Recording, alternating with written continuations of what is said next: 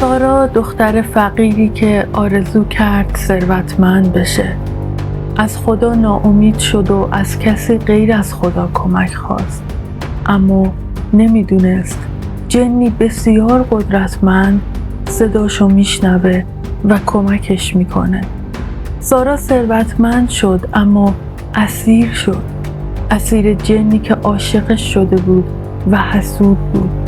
جنی که نمیذاشت سارا با کسی وارد رابطه بشه. توی قسمت قبل دیدیم که سارا با کاوه وارد رابطه شد به خیال اینکه کاوه اون رو از شر جن عاشق نجات میده. اما کاوه دنبال به دست آوردن قدرت اون جن بود، چون اون جن پادشاه بسیار قدرتمند یکی از قبایل جنیان بود. جن عاشق جون سارا رو نجات داد و سارا فهمید این عشق ماورایی واقعی تر از هر عشق زمینیه. بنابراین عشق بین سارا و قصوره جن عاشق دو طرفه شد. اما این عشق دچار چالش هایی شد که در ادامه یعنی قسمت پایانی خواهیم دید چه اتفاقاتی برای این عشق ماورایی افتاد. اگر قسمت های جذاب قبلی رو ندیدی میتونی از طریق لینک هایی که توی توضیحات ویدیو قرار دادم و لینکی که الان بالای صفحه میبینید و همینطور در پلیلیست داستان های ترسناک طولانی مشاهده کنید. با هم میشنویم قسمت 4 و پایانی داستان دختر فقیری که یک جن قدرتمند عاشقش شد. سالها از اون اتفاق گذشت. اوایل از اینکه یه نفر هرچند موجود ماورایی عاشقم بود و عاشقش بودم خوشحال بودم و حس خوبی داشتم. اما این پایان خوبی نبود. شاید این عشق فقط توی داستانها قشنگ باشه، اما توی واقعیت عشق بین انسان و موجود ماورایی نمیتونه دوام داشته باشه. من نیاز داشتم به عشقی که بتونم لمسش کنم، همیشه کنارم باشه، بتونم باهاش حرف بزنم، کسی که منو درک کنه، بفهمه. قصوره با اینکه جن خطرناکی بود اما خوشقلب بود، لااقل برای من. دوستش داشتم اما این عشق تنهایی بود. من اگه میخواستم پای عشقم به قصوره بمونم باید دیوونه میشدم، باید از آدما میبریدم، چون دیگه شبیه هیچ آدمی نبودم. دیگه نمیتونستم مثل بقیه باشم. توی جمع آدما حس میکردم یه موجود غریبم و توی دنیای خودم احساس تنهایی میکردم. بعضی وقتا مینشستم با خودم فکر میکردم، یاد اون وقتا که فقیر بودم، اون وقتا که کنار پیاده رو مینشستم و دستبند و گردنبندای دستساز خودم رو میفروختم. راستش دلم تنگ شده بود برای اون زندگی فقیرانه. شاید بخندیم بهم، ولی دلم تنگ شده بود برای آدم بودن، برای توی جمع آدما بودن. پول و ثروت از دور قشنگه، وقتی نداریش همیشه با خودت فکر میکنی چی میشد اگه پولدار بودی؟ چی میشد اگه بهترین خونه رو داشتی؟ بهترین ماشینو؟ چی میشد اگه توی بهترین رستورانا غذا میخوردی؟ چی میشد اگه هر چی دلت میخواست میخریدی؟ اما همیشه همه چی از دور قشنگه. وقتی بهش میرسی میبینی اونقدرم ارزشمند نیست. چیزای دیگه ای توی زندگی هست که لذتش خیلی بیشتر از ثروته. من وقتی به ثروت رسیدم دلم میخواست دل خوش داشته باشم. دلم میخواست آرزو داشته باشم، هدف داشته باشم و برای رسیدن به هدفم تلاش کنم. من هیچ آینده‌ای رو نمیتونستم برای خودم تصور کنم. آخرش قرار بود چی بشه؟ من توی تنهایی و ثروت بمونم و بپوسم؟ زندگی بدون هیجان، بدون تغییر، بدون تلاش برای تغییر به چه دردی میخوره؟ من عاشق قصوره شده بودم اما میدونستم این عشق سرانجامی نداره.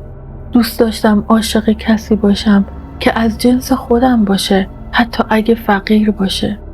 دوست داشتم با هم تلاش کنیم برای زندگی، برای آینده، برای تشکیل خانواده. اما من با قصوره چه آینده‌ای داشتم؟ ثروتی که پایان نداشت و عشقی که عاقبتی نداشت. حس می‌کردم اگه سر عهدم با قصوره بمونم، زندگی و آینده خودم رو نابود کردم.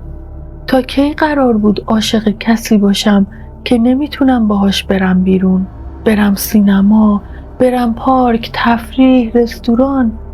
تا کی باید تنهایی تفریح میکردم؟ اصلا چه لذتی داشت برام؟ هیچی. من داشتم ذره ذره آب میشدم. اما یه روز جرأت کردم و به قصوره گفتم من با تو آینده‌ای ندارم. فکر میکردم مثل دفعه‌های قبل عصبانی میشه و همه چیو میشکنه، به هم میریزه، ولی اون روز قصوره سرش رو بالا نیاورد. مثل همیشه زل نزد توی چشمام. شاید نمیخواست اشکش رو ببینم، اشک جنی که همه ازش میترسیدن. بهم گفت سارا، من خیلی وقت احساس کردم که تو از بودن با من حالت خوب نیست. از بودن با من لذت نمیبری. من خیلی وقت منتظر این روزم. همه حرفاتو قبول دارم. تو درست میگی، من آینده تو ازت گرفتم. من اینو نمیخوام.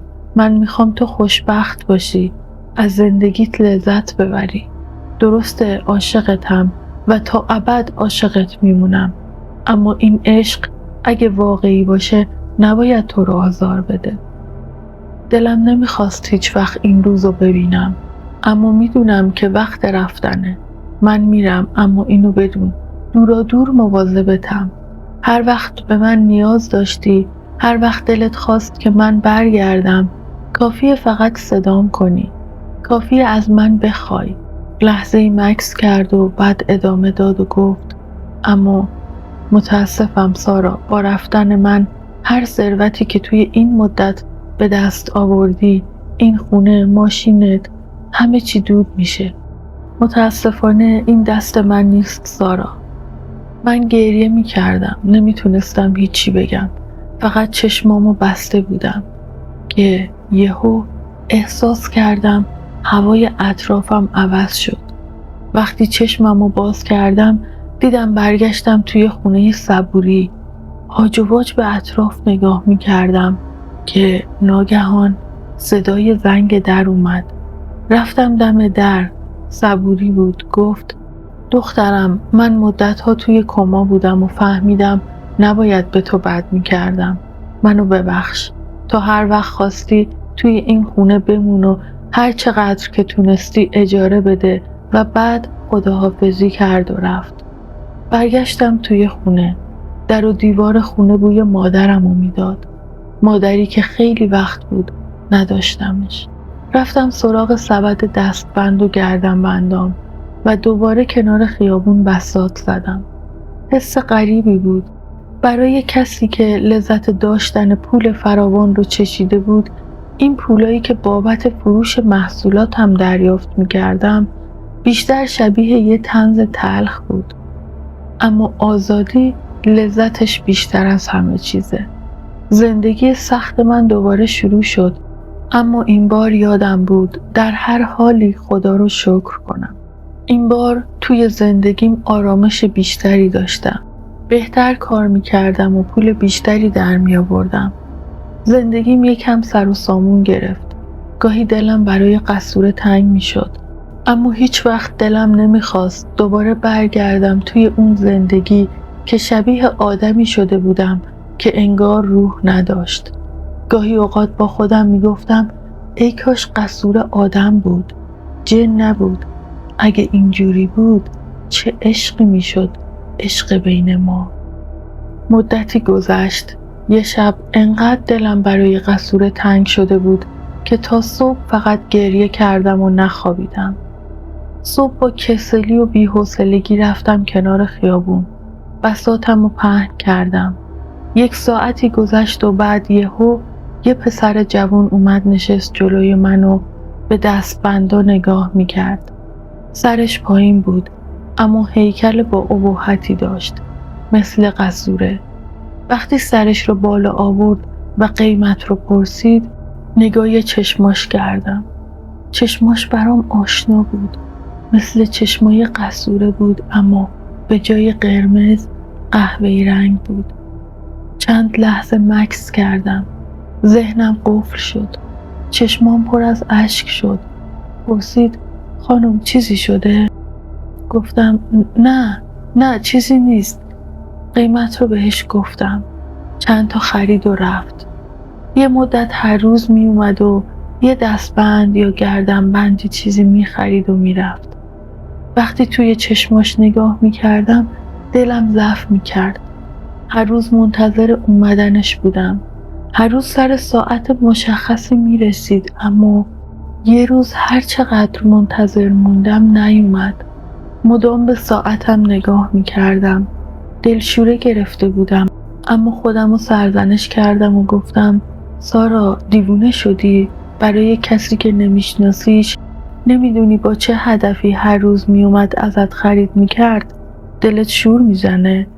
اصلا شاید طرف هیچ هدفی نداشته. شاید اون دستبندها و گردنبندها رو برای نامزدش میخریده. اما ته دلم آرزو میکردم یه بار دیگه بیاد و ببینمش.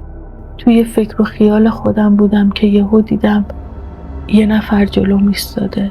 سرمو بردم بالا، دیدم همون پسره، اما این بار حسابی تیپ زده بود. با لبخند نگام میکرد. دستاش که پشتش پنهون کرده بود رو آورد جلو و دیدم یه دسته گل توی دستشه. نشست جلوی من، زل زد توی چشمام، با همون چشمایی که انگار چشم قصوره بود. بهم گفت سارا خانم، اسم من منصوره و از شما خوشم اومده. افتخار میدید بیشتر با هم آشنا بشیم؟ سارا خانم؟ اسم منو از کجا میدونست؟ هنگ کرده بودم. گفتم شما منو میشناسید؟ گفت میخوام اگه شما اجازه بدید با هم آشنا بشیم. با لبخند دست گل رو گرفتم. گفت اگه اشکالی نداره وسایلتو جمع کن، بیا کنار هم توی همین پارک بشینیم و صحبت کنیم. گفتم باشه الان جمع میکنم. وسایلمو سریع جمع کردم و رفتیم توی همون پارکی که نزدیکمون بود. روی نیمکت نشستیم و صحبت کردیم. منصور بهم گفت که همه خانواده‌اش رو توی زلزله از دست داده و کسی رو نداره. گفت بار اول که منو دیده عاشقم شده و حس کرده من تنها کسی هستم که میتونم تنهاییش رو پر کنم. از خودش، از کارش، از زندگیش کلی برام صحبت کرد و بعد زل زد توی چشمام و گفت نظر تو چیه؟ تو دوست داری با من باشی؟ من چشمام پر از اشک شد. لبخند زد و گفت من قصدم ازدواجه. منتظر جواب بله تو هستم. بگو دیگه با من ازدواج میکنی؟ با دستام اشکامو پاک کردم و گفتم بله. با خوشحالی لبخند زد. همون لحظه بارون گرفت. چترش رو باز کرد. دوتایی رفتیم زیر چتر. وقتی بهش نزدیک شدم انگار گرمای بدنش آشنا بود، مثل گرمای بدن قصوره. با خودم گفتم شاید این بارم قصوره صدامو شنیده. وقتی که گفتم ای کاش قصوره آدم بود. نمیدونم، شایدم دیوونه شده باشم، اما خیلی زود با هم ازدواج کردیم. من و منصور زندگی معمولی اما خیلی خوبی رو با هم شروع کردیم و من بالاخره تونستم خوشبختی رو اونجوری که میخواستم احساس کنم. ممنون که تا آخرین لحظه ویدیو رو تماشا کردید.